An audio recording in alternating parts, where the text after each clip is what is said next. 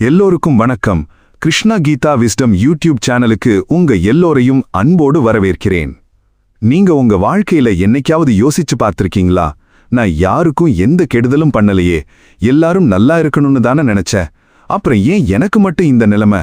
ஏன் என்ன மட்டுமே எல்லாரும் ஏமாத்துறாங்க? ஏன் என்ன மட்டுமே மனசு நோகடிக்கிறாங்க? இந்த கேள்வி உங்களுக்குள்ள என்னைக்காவது வந்திருக்கா? உங்க நெஞ்சு தொட்டு சொல்லுங்க. நம்மள பல பேர் ராப்பகலா தூக்கம் வராம கண்ணீரோட யோசிக்கிற ஒரு விஷயம் இதுதான். நான் எல்லாருக்கும் ஓடி ஓடி உதவி செஞ்சேனே, அவங்க கஷ்டத்துல இருந்தப்ப என் கஷ்டத்தையெல்லாம் மறந்துட்டு அவங்க கூட நின்னனே, ஆனா இன்னைக்கு நான் தனியா நிக்கும்போது என் கண்ணீரை துடைக்க ஒருத்தர் கூட இல்லையே. அர்ஜுனன் ஒரு நாள் பகவான் ஸ்ரீ கிருஷ்ணர் முன்னாடி வந்து இதே வேதனையோட நிக்கிறான். அவனோட கண்ணிலிருந்து தாரதாரையா கண்ணீர் கொட்டுது. அவன் கேக்குறான், கிருஷ்ணா, நான் வாழ்க்கையில யாருக்கும் எந்த தீங்கும் செய்யலையே, என்கிட்ட உதவி கேட்டு வந்தவங்களுக்கு இல்லைன்னு சொன்னதே இல்லையே, ஆனா இன்னைக்கு நான் ஏன் இவ்வளவு பெரிய மனவேதனையில இருக்கேன்? இந்த உலகத்துல ரொம்ப கொடூரமான வலி எது தெரியுமா கிருஷ்ணா? எதிரி அடிக்கிற அடி கூட இல்ல. ஏன்னா எதிரி அடிப்பாங்கிறது நமக்கு முன்னே கூட்டியே தெரியும். ஆனா நாம உசுரா நம்பினவங்க நம்ம கூடவே இருந்து நம்ம நல்லத்தனத்தையே நமக்கு எதிரா பயன்படுத்தி நம்மள முதுகுல குத்தும்போது வருதே ஒரு வலி. அந்த வலிதான் கிருஷ்ணா இந்த உலகத்திலேயே ரொம்ப கொடூரமானது. கிருஷ்ணர் அர்ஜுனனை பார்த்து மெதுவா சிரிக்கிறாரு. சிரிச்சிட்டே சொல்றாரு, அர்ஜுனா, நீ கேட்கிற இந்த கேள்வி இருக்குதே, இது ஏதோ இன்னைக்கு நீ மட்டும் கேட்கிற கேள்வி இல்ல. ஆயிரக்கணக்கான வருஷங்களுக்கு முன்னாடியும் மனிதர்கள் இததான் கேட்டாங்க. இன்னைக்கும் இததான் கேட்டுட்டு இருக்காங்க. இன்னும் 1000 வருஷம் கழிச்சும் மனிதர்கள் இதே கேள்வியை தான் கேட்பாங்க. ஏன் தெரியுமா? காலங்கள் மாறலாம், மனிதர்களோட உடைகள் மாறலாம், வாழற நாகரிகம் மாறலாம், நம்ம கையில இருக்கிற போன் மாறலாம், டெக்னாலஜி மாறலாம். ஆனா மனித மனசோட சுயநலமும் பயமும் பேராசையும் என்னைக்குமே மாறவே மாறாது. கொஞ்சம் யோசிச்சு பாருங்க. உங்க வாழ்க்கையில ஒருத்தர் வந்து முதல் தடவை உதவி கேட்கிறாரு, நீங்க ரொம்ப சந்தோஷமா மனசார செய்றீங்க. 2வது தடவை கேட்கிறாரு, அப்பவும் செய்றீங்க. 3வது தடவை கேட்கிறாரு, அப்பவும் செஞ்சு தர்றீங்க. ஆனா 4வது தடவை யோசிச்சு பாருங்க, அது அவங்களுக்கு உதவியா தோணாது, அது அவங்களோட எதிர்பார்ப்பா மாறிடும். இதுதான் மனித மனசோட ரொம்ப மோசமான இயல்பு. முதல்ல நீங்க செய்யற உதவிக்கு நன்றியோட இருப்பாங்க, அப்புறம் அதுவே அவங்களுக்கு பழக்கமா மாறிடும். கடைசியா இது என்னோட உரிமை, நீ செஞ்சுதான் ஆகணும்னு நினைக்க ஆரம்பிச்சிடுவாங்க. அப்புறம் என்னைக்காவது ஒரு நாள் உங்களால முடியாத சூழ்நிலையில, என்னால முடியாது, எனக்கு வேற வேலை இருக்கு அப்படின்னு நீங்க இல்லைன்னு ஒரே ஒரு வார்த்தை சொல்லி பாருங்க, உடனே அவங்க கண்ணுக்கு நீங்க தான் இந்த உலகத்திலேயே மிகப்பெரிய கெட்டவனா தெரிவீங்க. ஏன் இப்படி நடக்குது யோசிச்சிருக்கீங்களா? ஏன்னா நீங்க அவங்களுக்கு உதவி செய்ய கத்துக் கொடுத்தீங்க, ஆனா உங்களுக்கான எல்லையை, பவுண்டரிஸை வகுக்க மறந்துட்டீங்க. ஒரு சின்ன உதாரணம் சொல்றேன் கேளுங்க. ஒரு ஊர்ல ஒரு நல்ல மனுஷன் இருந்தாரு. அவருக்கு எல்லாரும் நல்லா இருக்கணும்னு ஆசை. யார் வீட்ல விசேஷம்னாலும் முன்னாடி போய் நிப்பாரு. யார் சுமை தூக்க முடியாம கஷ்டப்பட்டாலும் அவரே ஓடி போய் தூக்கி கொடுப்பாரு. ஊர் மக்கள் எல்லாரும் அவரை கொண்டாடுனாங்க. அடடா, இவரை மாதிரி ஒரு நல்ல மனுஷனை பார்க்கவே முடியாதுப்பா அப்படின்னு புகழ்ந்து தழுனாங்க. ஆனா ஒரு நாள் அவரோட அம்மாக்கு பயங்கரமா உடம்பு சரியில்லாம போயிடுச்சு. கையில காசு இல்ல, அவரால தாங்க முடியல. உடனே ஓடுறாரு. தான் யாருக்கெல்லாம் உதவி செஞ்சாரோ, தான் யாரையெல்லாம் சொந்தோன்னு நினைச்சாரோ அவங்க வீட்டு கதவெல்லாம் போய் தட்டுறாரு. முதல் ஆள் சொல்றான், அடடா, இப்போ என் சூழ்நிலையே சரியில்லையேப்பா, அப்புறம் பார்க்கலாம். 2வது ஆள் சொல்றான், யோ, இப்ப காசு இல்ல, நாளைக்கு வா. 3வது ஆள் போன் காலை கூட எடுக்கவே இல்ல.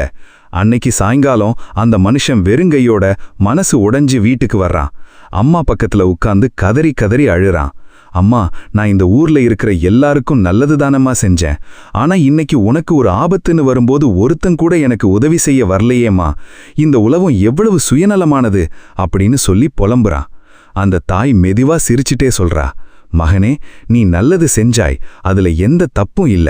ஆனா அந்த நல்லதை யாருக்கு செய்யணும்னு நீ யோசிக்கவே இல்ல. தகுதியே இல்லாதவங்களுக்கு நீ செஞ்ச அத்தனை நல்லதும் இன்னைக்கு உன்னையே அழிச்சு நிக்குது. யோசிச்சு பாருங்க, இந்த கதை ஏதோ ஒரு ஊர்ல நடந்த கதை இல்ல. இன்னைக்கு நம்ம ஒவ்வொருத்தரோட வீட்லயும் நம்ம வாழ்க்கையிலையும் நடந்துட்டு இருக்கிற நிதர்சனமான உண்மை. கிருஷ்ணர் அர்ஜுனன் கிட்ட சொல்றாரு, அர்ஜுனா, நான் உன்னை கெட்டவனா மாறுன்னு என்னைக்குமே சொல்ல மாட்டேன், ஏன்னா அது தர்மமே இல்ல. ஆனா நான் என்ன சொல்றேன்னா, நீ நல்லவனா இரு, ஆனா விவேகமுள்ள நல்லவனா இரு. விவேகம் இல்லாத உன்னோட நல்லத்தனம் இருக்குதே, அது கண்ணு தெரியாத குதிரை மாதிரி.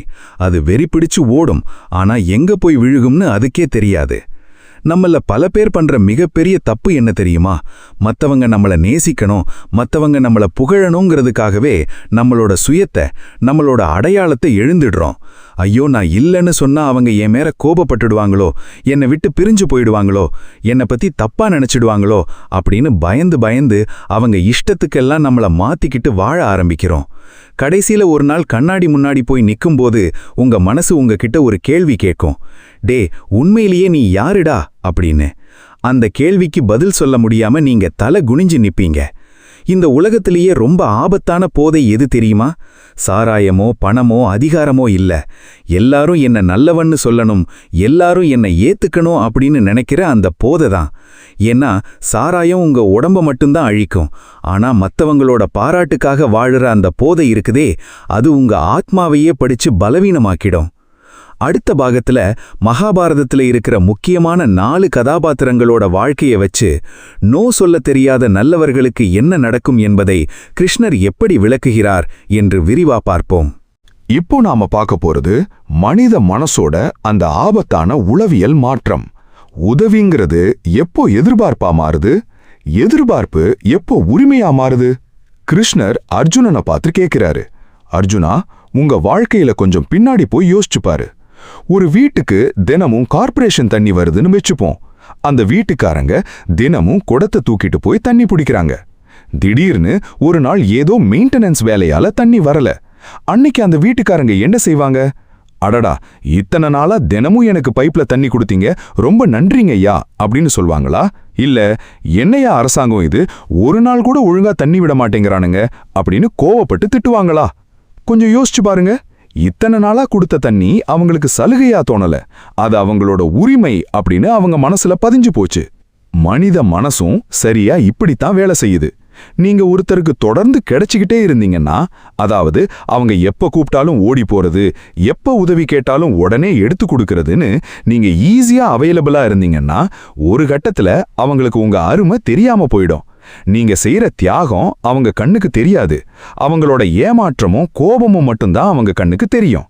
இப்போ நான் உங்ககிட்ட ஒரு கேள்வி கேட்கிறேன். உங்க மனசாட்சி தொட்டு உண்மையை சொல்லுங்க.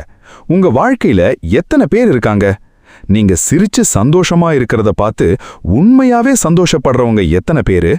அதே நேரத்துல அவங்களுக்கு ஒரு வேலை ஆகணும், அவங்களுக்கு ஏதோ ஒரு ஆதாயம் வேணுங்கிறப்ப மட்டும் உங்களை தேடி வந்து காரியம் முடிஞ்சதும் தூக்கி எறிஞ்சிட்டு போறவங்க எத்தனை பேரு? இந்த 2 பேருக்கும் நடுவுல இருக்கிற வித்தியாசத்தை நீங்க கண்டுபிடிக்கலனா உங்க வாழ்க்கை முழுக்க நீங்க ஏமாந்துட்டே தான் இருக்கணும்.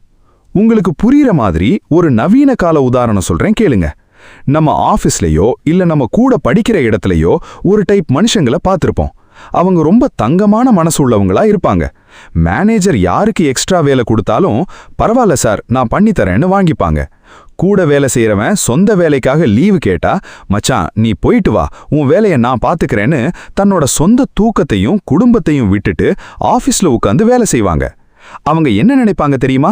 நாம எல்லாருக்கும் உண்மையா உதவியா இருந்தா ஆபீஸ்ல எல்லாரும் நம்மள மதிப்பாங்க, பாஸ் நம்மள பாராட்டுவாரு, கூட வேலை செய்யறவங்க நம்மள தலையில வச்சு கொண்டாடுவாங்கன்னு நினைப்பாங்க. ஆனா நிஜத்துல என்ன நடக்கும் தெரியுமா? கொஞ்ச நாள் கழிச்சு பாஸ் என்ன நினைப்பாரு தெரியுமா? ஓ, இவனுக்கு சொந்த வாழ்க்கைன்னு எதுவுமே இல்ல போல, என்ன வேலை கொடுத்தாலும் முகம் சுளிக்காம செய்வான், இவனுக்கு சம்பள உயர்வோ ப்ரொமோஷனோ கொடுக்க வேண்டிய அவசியமே இல்ல, இவனை வச்சு வேலையை மட்டும் வாங்கினா போதும் அப்படின்னு நினைப்பாரு. கூட வேலை செய்யறவனுங்க என்ன நினைப்பானுங்க? மச்சான், அந்த லூசுகிட்ட தூக்கி போடுறா, அவன் செஞ்சு முடிச்சுடுவான். உங்களை ஒரு ஏமாளியா தான் பாப்பாங்களே தவிர ஒருபோதும் உங்களை மதிக்க மாட்டாங்க. கடைசியில ஒரு நாள் உங்க உடம்பு முடியாம போயோ இல்ல உங்க குடும்பத்துல ஒரு அவசர நிலைமை வந்தோ உங்களால ஒரு வேலையை செய்ய முடியாம போகும்போது அதே பாஸ் உங்களை பார்த்து கேட்பாரு, என்னப்பா நீ ஒரு சின்ன வேலையை கூட ஒழுங்கா பண்ண மாட்டேங்கிற அப்படின்னு ஒரே வார்த்தையில உங்களை தூக்கி எறிஞ்சிடுவாரு. அன்னைக்கு நீங்க அழுது புலம்பி என்ன பிரயோஜனம்?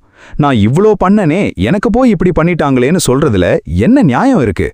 தப்பு அவங்க மேல இல்ல, உங்களை நீங்களே மதிக்காம உங்க நேரத்துக்கு எல்லை கோடு போடாம இருந்தீங்க பாத்தீங்களா, தப்பு உங்க மேலதான். கிருஷ்ணர் அர்ஜுனன் கிட்ட சொல்றாரு, அர்ஜுனா, இந்த உலகத்துல எல்லாரையும் திருப்திப்படுத்த நினைக்கிற போதை இருக்கே, அது மதுவை விட ரொம்ப ஆபத்தானது. மது உங்க உடம்பு மட்டும்தான் அழிக்கும், ஆனா எல்லாரும் என்ன மெச்சணும்னு நினைக்கிற போதை உங்க ஆத்மாவையே பிடிச்சு பிச்சை எடுக்க வச்சிடும். அப்படிப்பட்டவன் என்னைக்குமே தான் மனசு சொல்றதை கேட்க மாட்டான். மத்தவங்க என்ன சொல்வாங்களோ அப்படின்னு மத்தவங்களோட அபிப்பிராயத்துக்காகவே வாழ ஆரம்பிச்சிடுவான். அவனோட வாழ்க்கை கார்ல டிரைவர் சீட்ல அவன் உட்கார மாட்டான். யாரோ ஒருத்தன் ஸ்டேரிங்கை பிடிச்சு ஓட்டுவான். இவன் சத்தமே இல்லாம பின்னாடி உட்கார்ந்து அழ வேண்டியதுதான். ஒரு சிங்கத்தை கொஞ்சம் யோசிச்சு பாருங்களேன். காட்டுல இருக்கிற சிங்கம் என்னைக்காவது மான் கிட்டையோ யானை கிட்டையோ குரங்கு கிட்டையோ போய் என்ன நல்லவனா நடந்துக்கிறேனா, என்ன உங்களுக்கு பிடிச்சிருக்கான்னு சர்டிபிகேட் கேட்டுக்கிட்டு தெரியுதா? இல்லல்ல. அது தன்னோட சுயத்தோட தான் கம்பீரத்தோட வாழுது. அதனாலதான் காடே அதை மதிக்குது. ஆனா ஒரு நாயை பாருங்க, யாரு கூப்பிட்டாலும் வாலாட்டிட்டு ஓடும். யாரு பிஸ்கட் போட்டாலும் அவங்க பின்னாடி போகும். மக்கள் அதுக்கு சாப்பாடு போடலாம். ஆனா என்னைக்காவது அந்த நாயை ராஜான்னு மரியாதை கொடுப்பாங்களா? கண்டிப்பா கொடுக்க மாட்டாங்க. இப்போ கிருஷ்ணர் உங்ககிட்ட ஒரு கேள்வி கேட்கிறாரு. நீங்க சாப்பாட்டுக்காக வாழாட்டுற நாயா வாழ போறீங்களா, இல்ல சுயமரியாதையோட கம்பீரமா வாழற சிங்கமா வாழ போறீங்களா? இந்த கேள்விக்கு உங்க மனசுக்குள்ள விடை கிடைக்கிற அன்னைக்கு தான் உங்க வாழ்க்கையில மாற்றம் தொடங்க போகுது. ஆனா இங்க ஒரு பெரிய கேள்வி வருது. கிருஷ்ணா, நான் பிறக்கும்போதே இப்படி எல்லாரையும் திருப்திப்படுத்தணும்னு நினைக்கிறவனா பிறக்கலையே. எனக்குள்ள இந்த பயமும் எல்லாரையும் ப்ளீஸ் பண்ணணுங்கிற எண்ணமும் எப்படி வந்துச்சு அப்படின்னு நீங்க கேட்கலாம். அதற்கான பதிலை நம்ம சிறுவயது வளர்ப்பில் ஒளிந்திருக்கும் அந்த ஆபத்தான உளவியலை அடுத்த பாகத்தில் மிக ஆழமாக பார்ப்போம். இப்போ நாம பார்க்க போறது, நமக்குள்ள எப்படி இந்த பீப்புள் ப்ளீசிங் மனப்பான்மை வந்துச்சு. இல்லேன்னு ஒரு வார்த்தை சொல்றதுக்கு ஏன் மனசு இவ்ளோ நடுங்குது? கிருஷ்ணர் அர்ஜுனனை பார்த்து கேட்கிறாரு, அர்ஜுனா, நீ பிறக்கும்போதே நான் எல்லாரையும் திருப்திப்படுத்துவேன்னு சொல்லி பிறந்தியா? இல்லையே. அப்புறம் எப்படி உனக்குள்ள இந்த குணம் வந்துச்சு? கொஞ்சம் உன் குழந்தை பருவத்துக்கு பின்னாடி போய் யோசிச்சு பாரு. நம்ம சின்ன வயசா இருக்கும்போது என்ன நடந்துச்சு தெரியுமா? வீட்ல அம்மா சொல்லுவாங்க, ஒழுங்கா படிச்சாதான் உனக்கு சாக்லேட் தருவேன். அப்பா சொல்லுவாரு, எல்லார் பேச்சையும் கேட்குற நல்ல பையனா இருந்தாதான் உன்னை எல்லாருக்கும் பிடிக்கும். ஸ்கூல்ல டீச்சர் சொல்லுவாங்க, அமைதியா அடக்கமா யார் சொல்றதையும் தட்டாம கேட்குற குழந்தை தான் பெஸ்ட் சைல்டு. மெதுவா, ரொம்ப மெதுவா நம்ம பிஞ்சு மனசுல ஒரு விஷயம் ஆழமா பதிஞ்சு போச்சு. அது என்ன தெரியுமா? நாம மத்தவங்க சொல்றதெல்லாம் கேட்டாதான் நமக்கு அன்பு கிடைக்கும். நாம மத்தவங்களோட எதிர்பார்ப்பை பூர்த்தி பண்ணாதான் நம்மளை இந்த சமூகம் ஏத்துக்கும். இங்கதான் மிகப்பெரிய ஆபத்தே ஆரம்பிச்சது. நீங்க அன்பை அன்பா பார்க்காம அதை ஒரு பரிசா, ரிவார்டா பார்க்க ஆரம்பிச்சிங்க. நான் எல்லாரையும் சந்தோஷப்படுத்தினா மட்டும்தான் எனக்கு மரியாதை கிடைக்கும்னு நினைக்க ஆரம்பிச்சிங்க. ஆனா நிஜத்துல அது அன்பே இல்ல அர்ஜுனா, அது பயம். கொஞ்சம் யோசிச்சு பாருங்க. இன்னைக்கு நம்மள எத்தனை பேரு நோ சொல்றதுக்கு பயப்படுறோம். யாரோ ஒருத்தர் உங்ககிட்ட வர்றாங்க, மச்சி எனக்கு இந்த வேலையை செஞ்சு கொடுடான்னு கேட்குறாங்க. உங்க மனசுக்குள்ள நல்லா தெரியுது, உங்க கையில நேரமே இல்ல, உடம்பு முடியல, உங்களுக்கே 1000 வேலை இருக்கு. உங்க மனசு அடிச்சு சொல்லுது, டே முடியாதுன்னு சொல்லிடா அப்படின்னு. ஆனா உங்க வாயிலிருந்து என்ன வார்த்தை வருது தெரியுமா? சரி மச்சி, நான் பண்ணித்தரேன். ஏன் அப்படி சொன்னீங்க? உங்களுக்கு அந்த வேலையை செய்ய பிடிச்சிருக்கா? இல்ல. அப்புறம் ஏன் ஒத்துக்கிட்டீங்க? காரணம் பயம். ஐயோ, நாம முடியாதுன்னு சொன்னா அவங்க மனசு கஷ்டப்படுமே, நாம சுயநலவாணின்னு நினைச்சிடுவாங்களே, நம்மளை விட்டு பிரிஞ்சு போயிடுவாங்களேன்னு நினைக்கிற அந்த ஆழமான பயம். கிருஷ்ணர் சொல்றாரு, அர்ஜுனா, பயத்துல உருவான எந்த ஒரு உறவும் என்னைக்குமே உண்மையான உறவா இருக்க முடியாது. ஒரு விஷயத்த நல்லா ஞாபகம் வச்சுக்கோ. யார் ஒருத்தரால உன்னோட இல்லைங்கிற மறுப்பை தாங்கிக்க முடியலையோ அவன் உன்னோட உதவிக்கும் தகுதி இல்லாதவன். இந்த வார்த்தையை திருப்பி ஒரு முறை மனசுக்குள்ள சொல்லி பாருங்க. யார் உங்களோட முடியாதுங்கிற வார்த்தையை மதிக்கலையோ அவங்க உங்க சரிங்கிற தியாகத்தையும் ஒருபோதும் மதிக்க மாட்டாங்க. மகாபாரதத்துல கர்ணனை எடுத்துக்கோங்களேன். கர்ணன் மிகப்பெரிய கொடைவள்ளல். அவரோட வாசலுக்கு வந்து யார் உதவி கேட்டாலும் இல்லேன்னு சொல்லாம அள்ளி கொடுப்பாரு. உலகமே அவரை தானவீரன் கர்ணன்னு புகழ்ந்து பேசுச்சு. ஆனா நான் உங்களை பார்த்து ஒரு கேள்வி கேட்குறேன். கர்ணனோட அந்த எல்லை இல்லாத நல்லத்தனம், அந்த விவேகம் இல்லாத தானம் கடைசியில் அவனுக்கு மரியாதையை கொடுத்துச்சா, இல்லை எல்லாரும் அதை தங்களுக்கு சாதகமாக பயன்படுத்திக்கிட்டாங்களா? இந்திரன் பிராமண வேஷத்துல வர்றான். கர்ணனுக்கு நல்லாவே தெரியுது வந்திருக்கிறது சாதாரண பிராமணன் இல்ல, தேவேந்திரன். தன்னோட உயிரை காக்கிற கவச குண்டலத்தை பிச்சை கேட்க வச்சிருக்கான்னு கர்ணனுக்கு தெளிவா தெரியுது. அதை கழட்டி கொடுத்துட்டா தான் உயிருக்கே ஆபத்துன்னு தெரியுது. ஆனாலும் கர்ணன் என்ன பண்ணா? ஐயோ, என் வீட்டுக்கு வந்தவனுக்கு இல்லைன்னு சொன்னா என் பேரு கெட்டு போயிடுமே, எல்லாரும் என்ன தான தர்மம் பண்ணாதவன்னு சொல்லிடுவாங்களேங்கிற புகழுக்காகவும் தான் மானத்துக்காகவும் கவச குண்டலத்தை கழட்டி கொடுத்தான். கர்ணன் செஞ்சது பெரிய தானம்தான். ஆனா அந்த விவேகமில்லாத தானம்தான் கடைசியில அவனோட சாவுக்கு காரணமா அமைஞ்சது. கிருஷ்ணர் அர்ஜுனன் கிட்ட சொல்றாரு, அர்ஜுனா, நான் இங்க தான தர்மத்துக்கு எதிரா பேசல. ஆனா விவேகமில்லாத நல்லத்தனம் சில நேரங்கள்ல உன்னையே அழிச்சிடும்னு எச்சரிக்கிறேன். நீ என்னைக்காவது பேங்க்குக்கு போயிருக்கியா? பேங்க்ல லட்சக்கணக்கில் காசு வச்சிருக்காங்க. யாராவது ஒருத்தன் போய் எனக்கு காசு வேணும்னு கேட்ட உடனே அள்ளி கொடுத்துருவாங்களா? கேட்பாங்கல்ல, உனக்கு எதுக்கு காசு வேணும், எவ்வளவு வேணும், அதை எப்படி திருப்பி தருவேன்னு 1000 கேள்வி கேட்பாங்கல்ல. ஏன் அப்படி கேட்குறாங்க? பேங்க்குக்காரன் கருணையே இல்லாதவனா? இல்ல, அவன் புத்திசாலி. எல்லாரும் கேட்குறாங்கன்னு அள்ளி கொடுத்துட்டா அடுத்த நாள் பேங்கை மூடிட்டு ஓட வேண்டியதுதான். அதேதான் அர்ஜுனா உன் வாழ்க்கைக்கும். உன்னோட நேரம், உன்னோட அன்பு, உன்னோட உழைப்பு, உன்னோட மன அமைதி, இது எல்லாமே ரொம்ப ரொம்ப விலைமதிப்பற்ற சொத்து. அதை யாரு வந்து கேட்டாலும் இந்தா வச்சுக்கோன்னு தூக்கி கொடுக்க நீ என்ன தர்ம சத்திரமா நடத்துற? கொஞ்சம் யோசிச்சு பாருங்க. டாக்டர் கிட்ட தினமும் ஆயிரக்கணக்கான நோயாளிகள் வர்றாங்க. அந்த டாக்டர் எல்லாரையும் ஒரே நாள்ல பார்த்துருவாரா? இல்லல்ல, ஒரு நாளைக்கு இத்தனை பேர் தாங்க லிமிட் வைப்பாரு, டைம் ஒதுக்குவாரு. அதனால தான் ஜனங்கள் அவரை மதிக்கிறாங்க. அதே டாக்டர் ரோட்ல இறங்கி நின்னு யாரெல்லாம் இருக்கீங்களோ வாங்கப்பா, நான் ஃப்ரீயா வைத்தியம் பார்க்கறேன்னு ஓடி ஓடி பண்ணா அவரை யாருமே மதிக்க மாட்டாங்க. உங்க நேரத்துக்கும் உங்க சக்திக்கும் நீங்க மரியாதை கொடுக்கலனா இந்த உலகம் உங்களை ஒரு நாளும் மதிக்காது.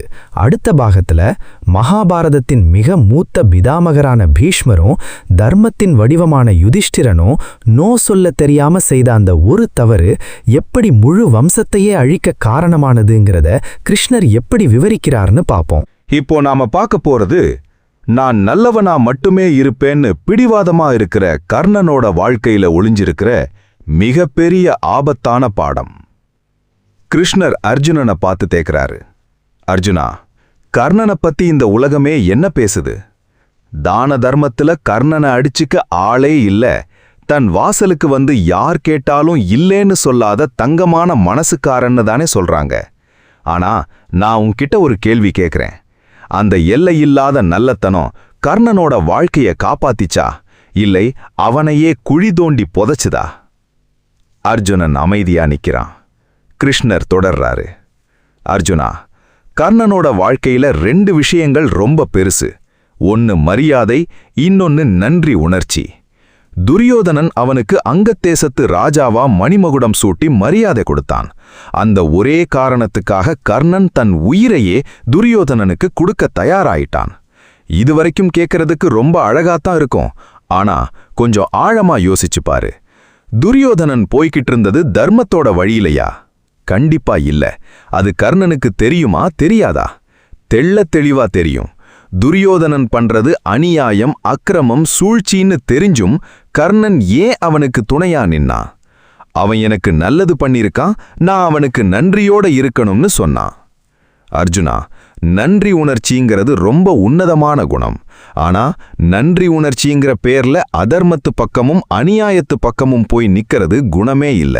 அது உன்னோட மோகம், அது உன்னோட குருட்டுத்தனம். கொஞ்சம் யோசிச்சு பாருங்க.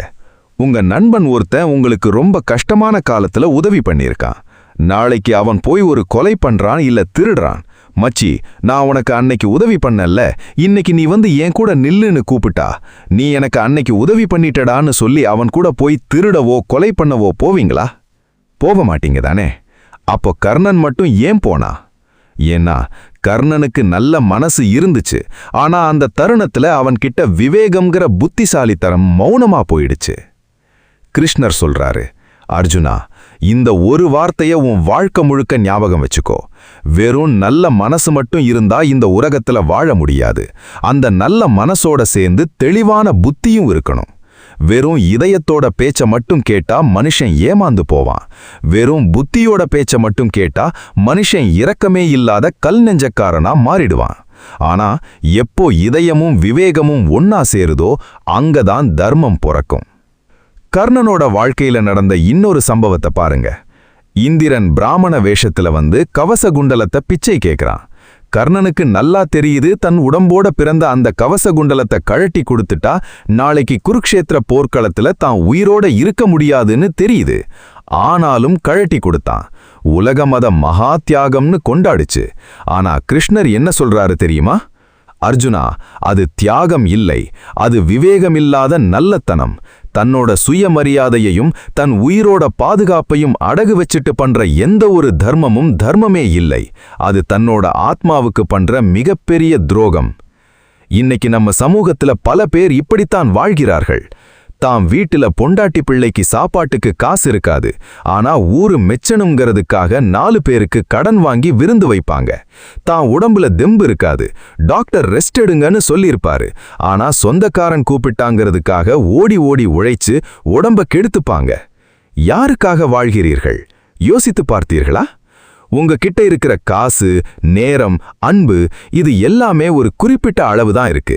அதை தகுதியான இடத்துல சரியான மனிதர்களுக்கு மட்டும்தான் முதலீடு செய்யணும். அதை விட்டுட்டு யார் வந்து பாத்திரத்தை நீட்டினாலோ அள்ளி ஊத்திக்கிட்டே இருந்தீங்கன்னா கடைசியில உங்க பாத்திரம் காலியாகி நீங்க வீதியில நிக்க வேண்டியதுதான். கிருஷ்ணர் சொல்றாரு, அர்ஜுனா, கர்ணன் செய்த அந்த எல்லையில்லாத கொடைத்தன்மை அவனுக்கு புகழை தந்தது உண்மைதான். ஆனா அந்த புகழால் அவனுக்கு என்ன பிரயோஜனம்?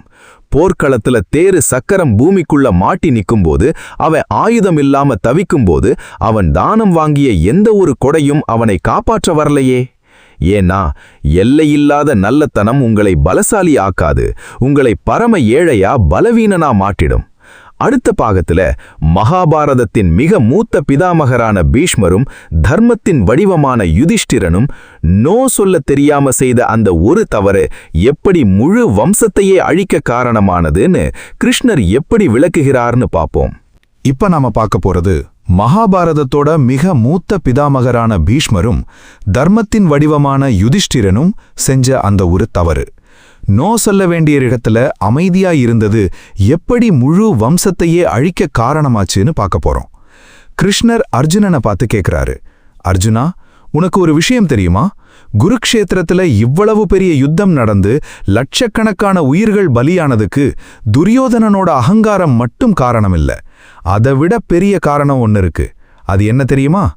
நல்லவங்க சரியான நேரத்துல போதும் நிறுத்து அப்படின்னு நோ சொல்லாம மௌனமா இருந்ததுதான். இந்த வார்த்தையை கேட்டு அர்ஜுனன் அதிர்ச்சி அடைஞ்சு நிக்கிறான். கிருஷ்ணர் தொடர்றாரு, அர்ஜுனா, ஒரு கெட்டவன் பண்ற அநியாயத்தை விட 10 நல்லவங்க அமைதியா இருக்கிறது தான் இந்த சமூகத்துக்கு மிகப்பெரிய ஆபத்து. ஏன்னா கெட்டவன் அவனோட இயல்புப்படி தப்பு செய்வான், ஆனா நல்லவன் தன் கடமையை மறந்து மௌனமா இருக்கும்போது அநியாயத்துக்கு பெரிய ரெட் கார்பெட் விரிச்சு வரவேற்பு கொடுத்த மாதிரி ஆயிடும். முதல்ல பீஷ்மரை பத்தி பேசுவோம். பீஷ்மர் யாரு? மகாவீரன், இணையற்ற ஞானி, சத்தியத்தின் வடிவம், தியாகத்தின் அடையாளம். இன்னைக்கும் உலகம் அவரை மரியாதையோட நினைச்சு பாக்குது. ஆனா நான் உன்கிட்ட ஒரு கேள்வி கேட்கிறேன். அந்த பெரிய சபை நடுவுல திரௌபதியோட மானம் பறிக்கப்படும் போது பீஷ்மர் எங்க இருந்தாரு? அதே சபையில தானே உட்கார்ந்திருந்தாரு. அவர் என்ன பலம் இல்லாதவரா? இல்ல துரியோதனனை ஒரே கையில தூக்கி வீசுற அளவுக்கு சக்தி இல்லாதவரா? அப்புறம் ஏன் அவர் எழுந்து நிக்கல? ஏன் துரியோதனனை தடுத்து நிறுத்தல? ஏன் துஷ்சாதனனோட கையை பிடிச்சு முறிக்கல? ஏன்னா அவர் ஒரு சபதத்தோட கைதியா இருந்தாரு. நான் அஸ்தினாபுரத்து சிம்மாசனத்துக்கு உண்மையா இருப்பேன்னு ஒரு சத்தியம் பண்ணியிருந்தாரு. அஸ்தினாபுரத்து சிம்மாசனத்துக்கு உண்மையா இருக்கிறது நல்ல விஷயம்தான். ஆனா அந்த உண்மையோட பேர்ல அநீதியையும் அக்கிரமத்தையும் சகிச்சுக்கிறது தர்மமே இல்ல. அது பயம், அது குழப்பம், அது மிகப்பெரிய தப்பு. பீஷ்மர் கெட்டவர் இல்ல அர்ஜுனா, ஆனா தப்பான இடத்துல அவர் காட்டின அந்த நல்லத்தனமும் மௌனமும் கடைசியில அநியாயத்துக்கு தான் உரம் போட்டு வளர்த்துச்சு. கொஞ்சம் யோசிச்சு பாருங்க. இதை இன்னைக்கு நம்ம வாழ்க்கையோட பொருத்தி பாருங்க. ஒரு அப்பா தம் பையன் தப்பு பண்றான்னு தெரிஞ்சும் சரி விடு, இன்னும் சின்ன பையன் தானேன்னு அமைதியா போயிடுவாரு. ஒரு தாய் என் பையன் என்னைக்குமே தப்பு பண்ண மாட்டான்னு அவன் பண்ற ஒவ்வொரு அயோக்கியத்தனத்தையும் நியாயப்படுத்துவா. ஒரு நண்பன் அவன் மனசு கஷ்டப்படுமேன்னு நண்பன் பண்ற தப்ப சுட்டிக்காட்டாம மௌனமா இருப்பான். ஒரு கணவன் வீட்ல சண்டை வரக்கூடாதுங்கிறதுக்காக தான் சுயமரியாதையை விட்டு கொடுத்துட்டு அமைதியா போவான். ஒரு மனைவி குடும்பம் உடைஞ்சிடக்கூடாதுங்கிறதுக்காக தினமும் அவமானங்களை முழுங்கிட்டு வாழ்வா. அர்ஜுனா, இவங்க யாருமே கெட்டவங்க இல்ல. ஆனா இவங்களோட மௌனம் இருக்கே, அது யாரோ ஒருத்தன் பண்ற தப்புக்கு உரம் போட்டு வளர்க்குது. ஒரு சின்ன செடி வளர்ந்து வரும்போது அதுல ஒரு காஞ்ச கிளைய வெட்டி வீசுறது ரொம்ப சுலபம். ஆனா அதே கிளைய வருஷக்கணக்கில் வளர விட்டீங்கன்னா ஒரு நாள் அது முழு மரத்தையே பலவீனமாக்கிடும். அநீதியும் அப்படித்தான். முதல் நாளே அதை தடுத்து நிறுத்தணும். இல்லைன்னா அதை தடுக்க ஒரு யுத்தமே நடத்த வேண்டியிருக்கும். இப்போ தர்மரை பத்தி பேசுவோம். அவரை எல்லாரும் தர்மராஜன்னு கூப்பிடுறாங்க. அது உண்மைதான். ஆனா அவரும் ஒரு பெரிய தப்பு பண்ணாரு. சூதாட்டத்துக்கு அழைப்பு வந்தப்போ சரின்னு சொல்லி போய் உட்கார்ந்தாரு. அவருக்கு நல்லாவே தெரியும் சகுனி மிகப்பெரிய ஏமாற்றுக்காரன், துரியோதனன் சூழ்ச்சிக்காரன்னு. ஆனாலும் ஒரு ராஜா கூப்பிட்டா போகாம இருக்கக்கூடாது, அது நல்ல பண்பாடு இல்லைங்கிற ஒரே காரணத்துக்காக நோ சொல்லாம போனாரு. அந்த ஒரு தப்பான சரி என்னாச்சு தெரியுமா? நாடு போச்சு, சொத்து போச்சு, சுதந்திரம் போச்சு, கடைசியில பொண்டாட்டியோட மானமும் போச்சு. அர்ஜுனா, தர்மோங்கிறது எல்லாரோட விருப்பத்துக்கும் தலையாட்டுறது இல்ல. தர்மோங்கிறது சத்தியத்தோட பக்கத்துல உறுதியா நிக்கிறது. சில நேரங்கள்ல இல்லைன்னு சொல்ற அந்த ஒரே ஒரு வார்த்தை உங்க வாழ்க்கையவே காப்பாத்தும். சில நேரங்கள்ல போதும்னு எடுக்கிற ஒரே ஒரு முடிவு உங்க சுயமரியாதைய காப்பாத்தும். அடுத்த பாகத்துல உங்க நல்ல தளத்தை தனக்கு சாதகமா பயன்படுத்த நினைக்கிற அந்த துரியோதன மனப்பான்மை கொண்ட மனிதர்களை எப்படி அடையாளம் காண்பது என்பதை கிருஷ்ணர் எப்படி விளக்குகிறார்னு பார்ப்போம். இப்போ நாம பார்க்க போறது நம்ம கூடவே இருந்து நம்ம நல்லத்தனத்தையே நமக்கு எதிரா பயன்படுத்துற அந்த துரியோதன மனப்பான்மை கொண்ட மனிதர்களை பத்தி தான். கிருஷ்ணர் அர்ஜுனனை பார்த்து கேட்கிறாரு, அர்ஜுனா, இதுவரைக்கும் நான் உன்கிட்ட சொன்னது என்னன்னா, நீ நல்லவனா இருக்கிறது தப்பில்ல, ஆனா எல்லை இல்லாம இருக்கிறது ஆபத்துன்னு. இப்போ நான் உனக்கு இன்னொரு ரகசியத்தை சொல்றேன். இந்த உலகத்துல 2 வகையான மனிதர்கள் இருக்காங்க. முதல் வகை மனிதர்கள் நீ காட்டுற அன்பையும் அக்கறையையும் மனசார புரிஞ்சுக்கிட்டு உன்னை மதிக்கிறவங்க. 2வது வகை மனிதர்கள் நீ காட்டுற அன்பை உன்னோட பலவீனம்னு நினைச்சு உன்னை மிதிக்கிறவங்க. இந்த 2 பேருக்கும் நடுவுல இருக்கிற வித்தியாசத்தை நீ கண்டுபிடிக்கலன்னா உன் வாழ்க்கை முழுக்க நீ நொந்து நூடுல்ஸ் ஆக வேண்டியதுதான். அர்ஜுனன் கேட்குறான், கிருஷ்ணா, அந்த 2வது வகை மனிதர்களை நான் எப்படி கண்டுபிடிக்கிறது? கிருஷ்ணர் சிரிச்சிட்டே சொல்றாரு, அர்ஜுனா, நீ என்னைக்காவது துரியோதனனோட மனசை புரிஞ்சிக்க முயற்சி பண்ணிருக்கியா? அவன் வெறும் அகங்காரி மட்டும் இல்ல, அவன் ஒரு சிறந்த டெஸ்டர். ஆமா, அவன் எப்பவுமே மனிதர்களை சோதிச்சு பார்த்துக்கிட்டே இருப்பான். யாரு தன் முன்னாடி தலை வணங்குறா, யாரு தான் வார்த்தைக்கு எதிர்த்து பேசாம அமைதியா இருக்கா, யாருக்கு நம்மளை எதிர்த்து கேள்வி கேட்கிற தைரியம் இருக்கு அப்படின்னு பார்த்துக்கிட்டே இருப்பான். அந்த பெரிய சபையில திரௌபதியோட சேலைய உருவ முயன்றப்போ துரியோதனன் உடனே யாரையும் வெட்ட வரல, யாரையும் போருக்கு கூப்பிடல. அவன் முதல்ல என்ன பண்ணான் தெரியுமா? சபையில இருக்கிற எல்லாரோட முகத்தையும் பார்த்தான், அவங்களோட மௌனத்தை கவனிச்சான். யாருமே பேசாம அமைதியா இருக்கிறத பார்த்த உடனே அவன் மனசுக்குள்ள ஒரு தைரியம் வந்துச்சு. ஓஹோ, இவனுக்கு யாருமே எதிர்க்க மாட்டானுங்க, அப்போ நாம இன்னும் இறங்கி அடிக்கலாம்னு முடிவு பண்ணான். அர்ஜுனா, இது துரியோதனனோட குணம் மட்டும் இல்ல, இன்னைக்கு நம்ம கூட வாழ்ற பல மனிதர்களோட நிஜமான குணம். கொஞ்சம் யோசிச்சு பாருங்க. உங்க வாழ்க்கையில ஒருத்தன் வர்றான், முதல் நாள் உங்ககிட்ட கொஞ்சம் மரியாதை இல்லாம பேசுறான், நீங்க சரி விடு எதுக்கு வம்புன்னு அமைதியா போயிடுறீங்க. 2வது நாள் இன்னும் கொஞ்சம் அதிகமா உங்களை அவமானப்படுத்துறான், நீங்க அப்பவும் குடும்பத்துல ஆபீஸ்ல பிரச்சனை வேணான்னு மௌனமா இருக்கீங்க. 3வது நாள் அவன் உங்க உரிமையையே பறிக்கிறான். அப்போ நீங்க ஆச்சரியப்பட்டு கேட்குறீங்க, இவன் திடீர்னு இப்படி மாறிட்டானே அப்படின்னு. இல்ல அர்ஜுனா, அவன் மாறவே இல்ல, உன்னோட மௌனம்தான் அவனோட தைரியத்தை அதிகமாக்குச்சு. நீ முதல் நாளே ஏய் எல்லை மீறாதன்னு ஒரு எல்லைக்கோடு போட்டிருந்தா அவன் 2வது நாள் உன்கிட்ட வந்திருக்கவே மாட்டான். ஒரு தெரு நாயை யோசிச்சு பாருங்களேன். முதல் நாள் உங்க வீட்டு வாசல்ல வந்து நிற்கும், நீங்க பிஸ்கட் போடுவீங்க, 2வது நாளும் போடுவீங்க. கொஞ்ச நாள் கழிச்சு அதே நாய் உங்க வீட்டு வாசலை அதோட ஏரியான்னு நினைச்சுக்கிட்டு நீங்களே உங்க வீட்டுக்குள்ள போகும்போது உங்களை பார்த்து குறைக்கும். ஏன்னா அதுக்கு எல்லை கோடு தெரியாது. மனித மனசும் பல நேரங்கள்ல இப்படிதான் வேலை செய்யுது. நீங்க எல்லைக்கோடு போடலனா ஜனங்க அவங்களாவே எல்லை மீறி வந்துடுவாங்க.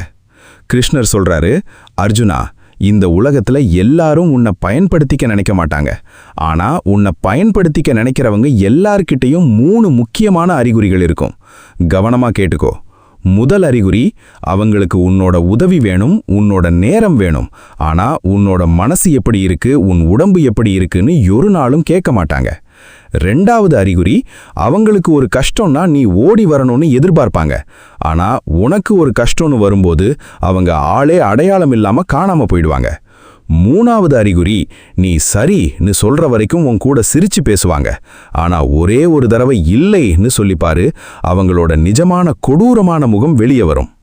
அர்ஜுனா, இப்படிப்பட்ட மனிதர்கள் உன்னை நேசிக்கவே இல்லை, அவங்க நேசிச்சது உன்னோட பயன்பாட்டை மட்டும்தான். இந்த உண்மை கேட்கறதுக்கு ரொம்ப கசப்பாதான் இருக்கும், ஆனா உண்மை என்னைக்குமே இனிப்பா இருக்காது. நீ துரியோதனன் கிட்ட தூது போனப்போ நான் என்ன பண்ணேன் தெரியுமா? அஸ்தினாபுரத்துக்கு போய் 5 ஊராவது குடுன்னு கேட்டேன். அவன் என்ன சொன்னா, ஊசி முனை நிலம் கூட தர முடியாதுன்னு நக்கலா சிரிச்சான். அந்த வினாடியில எனக்கு தெளிவா புரிஞ்சிருச்சு, இவன் கிட்ட போய் இனிமே கெஞ்சிக்கிட்டு இருந்தா அது நம்ம கருணைன்னு அவன் நினைக்க மாட்டான், நம்ம பலவீனம்னு நினைச்சிடுவான். அதனால தான் கிருஷ்ணன் அன்னைக்கே முடிவெடுத்தான், இனிமே பேச்சுவார்த்தை இல்ல வீச்சுவார்த்தை தான் அப்படின்னு. அதனால அர்ஜுனா, தப்பான ஆளுங்க முன்னாடி அளவுக்கு அதிகமான பணிவை காட்டாத, அது உன்னோட மரியாதையை குறைச்சிடும். பணிவு இருக்கணும், ஆனா அந்த பணிவோட சேர்ந்து உன்னோட கம்பீரமும் இருக்கணும். அடுத்த பாகத்துல உங்களை பயன்படுத்திக் கொள்பவர்களை மிகச்சரியாக கண்டறிவது எப்படி என்பதை பற்றியும், கிருஷ்ணர் கூறும் அந்த இல்லை என்று சொல்லும் சோதனையை பற்றியும் விரிவாக பார்ப்போம். இப்போ நாம பார்க்க போறது, நம்ம கூடவே இருக்கிறவங்கள யாரு உண்மையாவே நம்மள நேசிக்கிறாங்க, யாரு நம்மள வெறும் சுயநலத்துக்காக பயன்படுத்திக்கிறாங்க, இதை எப்படி ஒரே ஒரு நொடியில கண்டுபிடிக்கிறது? கிருஷ்ணர் அர்ஜுனனை பார்த்து மெதுவா சிரிக்கிறாரு. அர்ஜுனா, உன்னை சுத்தி 1000 பேர் இருக்கலாம், உன்னோட சொந்தக்காரங்க, உன்னோட நண்பர்கள், உன்னை புகழ்றவங்கன்னு ஒரு பெரிய கூட்டமே உன்னை சுத்தி நிக்கலாம். ஆனா இவங்க எல்லாரும் உண்மையிலேயே உனக்காக நிக்கிறாங்களா, இல்ல அவங்களோட தேவைக்காக நிக்கிறாங்களா? அர்ஜுனன் கேக்குறான், கிருஷ்ணா, மனுஷங்களோட மனசை கண்டுபிடிக்கிறது உலகத்திலேயே ரொம்ப கஷ்டமான விஷயமாச்சே, அதை நான் எப்படி கண்டுபிடிக்கிறது? கிருஷ்ணர் சொல்றாரு, அர்ஜுனா, ரொம்ப பெரிய கஷ்டமெல்லாம் இல்ல, ரொம்ப சுலபமான ஒரு வழி இருக்கு. உன்னை சுத்தி இருக்கிற மனிதர்களை நீ டெஸ்ட் பண்ணி பார்க்கணும்னா நீ ஜோசியம் பார்க்க தேவையில்லை, அவங்க ஜாதகத்தை ஆராய தேவையில்லை. ஒரே ஒரு சின்ன விஷயம் பண்ணு. மரியாதையா அமைதியா அவங்கள பார்த்து, இல்ல என்னால முடியாதுன்னு ஒரே ஒரு வார்த்தை சொல்லிப்பாரு. அன்னைக்கு தெரிய வரும் அவங்களோட நிஜமான முகம். கொஞ்சம் யோசிச்சு பாருங்க அர்ஜுனா, உங்க வாழ்க்கையில எப்பவுமே 3 வகையான மனிதர்கள் இருப்பாங்க. முதல் வகை மனிதர்கள், நீங்க வளர்றத பார்த்து, நீங்க சந்தோஷமா இருக்கிறத பார்த்து உண்மையாவே மனசார சந்தோஷப்படுறவங்க. ஆனா இந்த வகை மனிதர்கள் ரொம்ப அபூர்வம், 100ல் ஒருத்தர் இருந்தாலே பெரிய விஷயம். இரண்டாவது வகை மனிதர்கள், நீங்க அவங்களுக்கு கீழவே இருக்கணும்னு நினைக்கிறவங்க. அதாவது நீங்க வாழணும், ஆனா அவங்கள விட அதிகமா வாழ்ந்திடக்கூடாது. அவங்க சொல்ற பேச்சுக்கு தலையாற்ற வரைக்கும் உங்களை நல்லவன்னு கொண்டாடுவாங்க. மூன்றாவது வகை மனிதர்கள், நீங்க அழிஞ்சு போனா மட்டும்தான் அவங்களுக்கு நிம்மதியே வரும். இவங்க ரொம்ப ஆபத்தான மனிதர்கள். ஆனா இந்த 3 வகை மனிதர்களும் தங்களோட நிஜமான முகத்தை எப்போ காட்டுவாங்க தெரியுமா? நீங்க முதல் தடவையா அவங்க கிட்ட இல்லைன்னு சொல்லும்போதுதான். அன்னைக்கு தான் உங்களுக்கு புரியும், அவங்க உங்க மேல வச்சிருந்தது அன்பா, இல்ல அவங்க தேவைக்காக உங்க மேல காட்டின போலி பாசமா அப்படின்னு. கிருஷ்ணர் சொல்றாரு, அர்ஜுனா, யார் ஒருத்தர் உன்னோட இல்லைங்கிற வார்த்தையை புரிஞ்சுகிட்டு, சரிப்பா உனக்கு ஏதோ கஷ்டம் இருக்கு, நீ அப்புறம் பண்ணி கொடுன்னு உன்னோட சூழ்நிலையை மதிக்கிறாங்களோ அவங்க தான் உன்னோட உண்மையான சொந்தம்.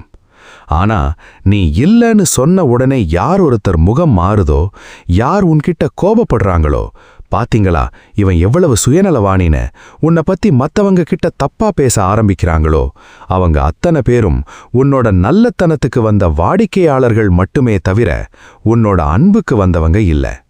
யோசித்து பாருங்கள், ஒரு கடைக்காரங்கிட்ட போறீங்க, பொருளை வாங்குற வரைக்கும் சிரிச்சு பேசுறான், காசு இல்ல அப்புறம் தர்றேன்னு சொன்ன உடனே முகத்தை தூக்கி வச்சுக்கிறான். என்ன அவனுக்கு உங்க மேல பாசம் இல்ல, உங்க பணம் மேலதான் கண்ணு. அதே மாதிரிதான் அர்ஜுனா சில மனிதர்களும், அவங்களுக்கு உன்னோட ஆத்மா மேல எந்த அக்கறையும் இல்ல. உன்கிட்ட இருந்து என்னென்ன ஆதாயங்களை உறிஞ்ச முடியுமோ அதை உறிஞ்சிற வரைக்கும் தான் உன் கூட இருப்பாங்க. அதனால அர்ஜுனா, நீ வாழ்க்கையில எல்லாரையும் சந்தேகப்படணும்னு நான் சொல்ல வரல. உன் இதய கதவை பூட்டி வச்சிக்காத, ஆனா அந்த கதவுக்கு விவேகம்ங்கிற பூட்டை போட்டு வை. யார் வந்தாலும் உடனே உள்ள விட்டுடாத. முதல்ல அவங்களோட நடத்தை எப்படி இருக்குன்னு கவனி. அவங்க உன்னை மதிக்கிறாங்களா, உன்னோட நேரத்துக்கு முக்கியத்துவம் தர்றாங்களா, உன்னோட மனவேதனையை கேட்கிறாங்களா, உன்னோட மௌனத்தை புரிஞ்சிக்கிறாங்களா? இதெல்லாம் பார்த்த பிறகு மட்டும்தான் அவங்களுக்கு உன் இதயத்துல இடம் கொடுக்கணும். இல்லைன்னா நீ தினமும் காயப்பட்டுட்டே தான் இருக்கணும்.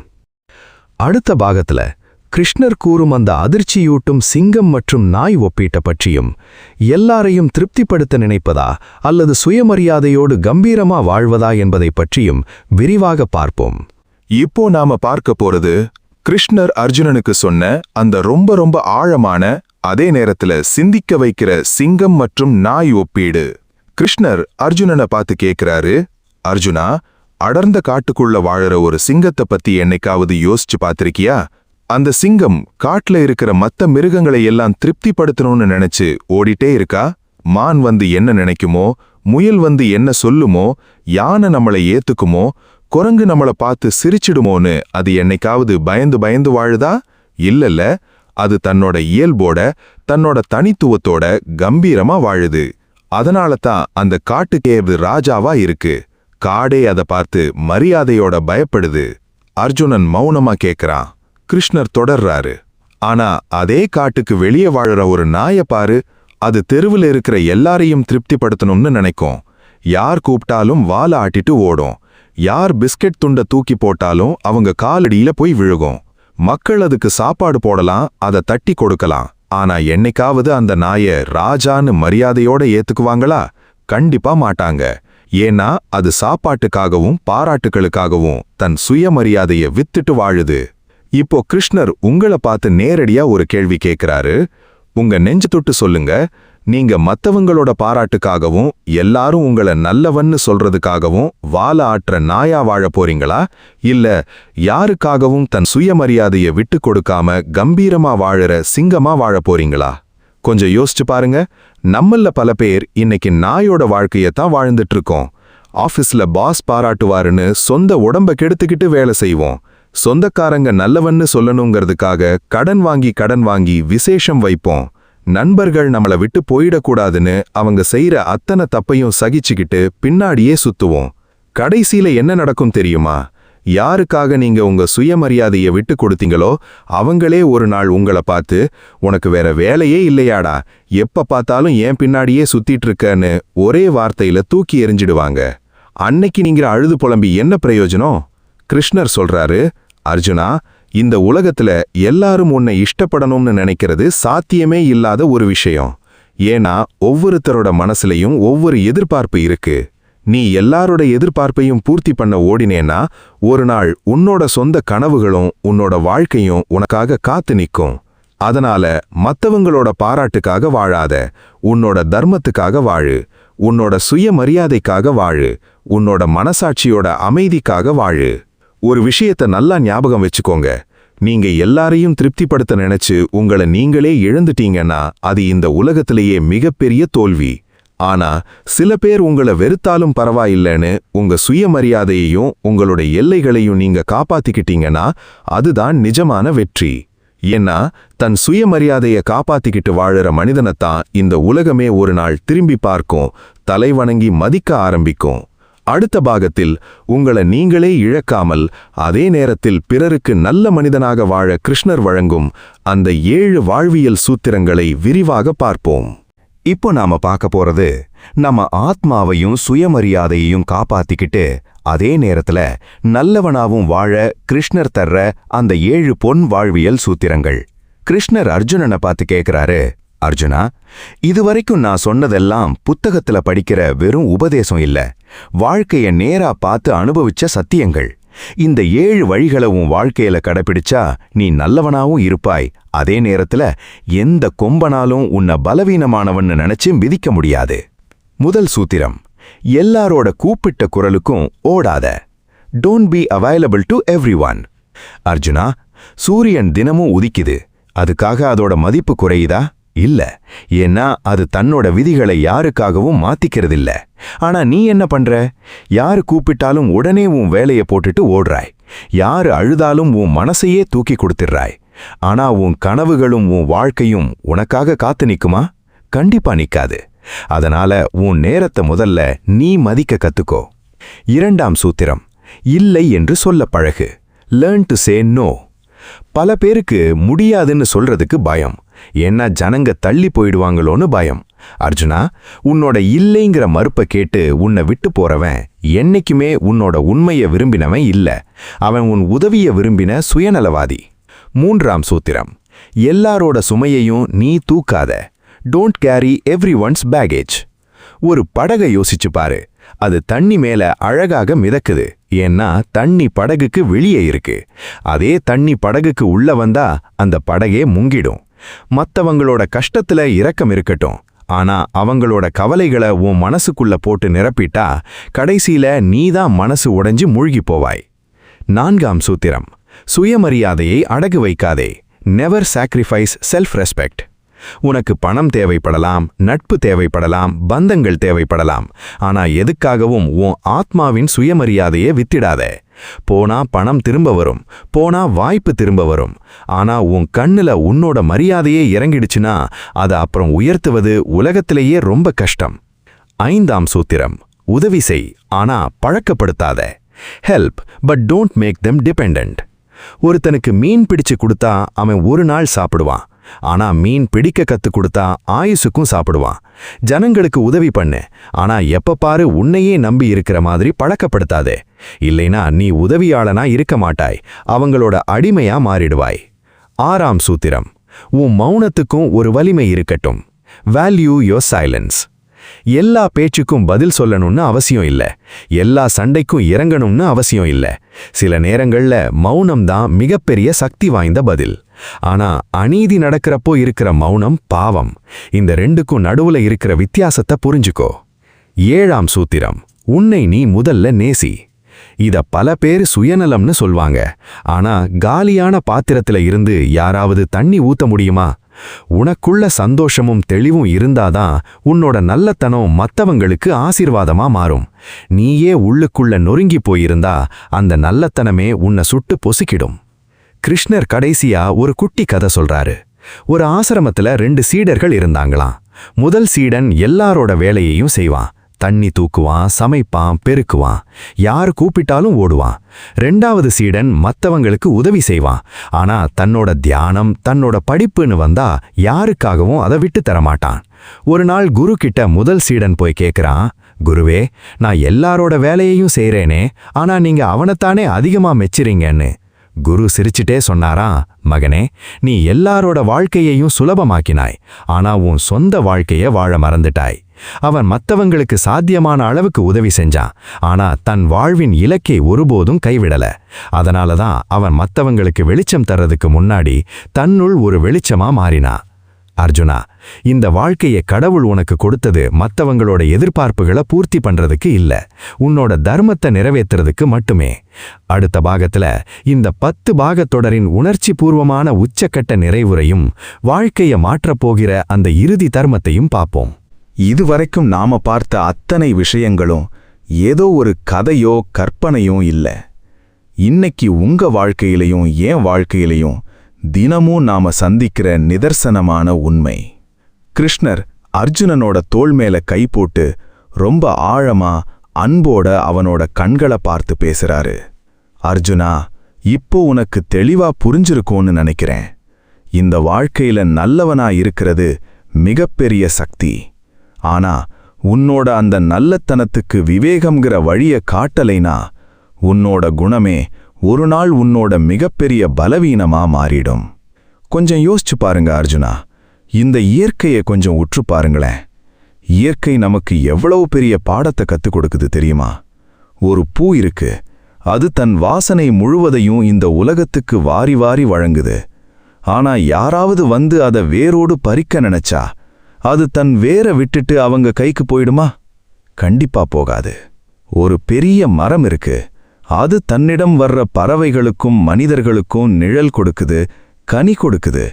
ஆனா யாராவது வந்து அதோட வேர வெட்ட நினைச்சா அது தன் வேர அவங்களுக்கு வெட்ட கொடுத்துருமா?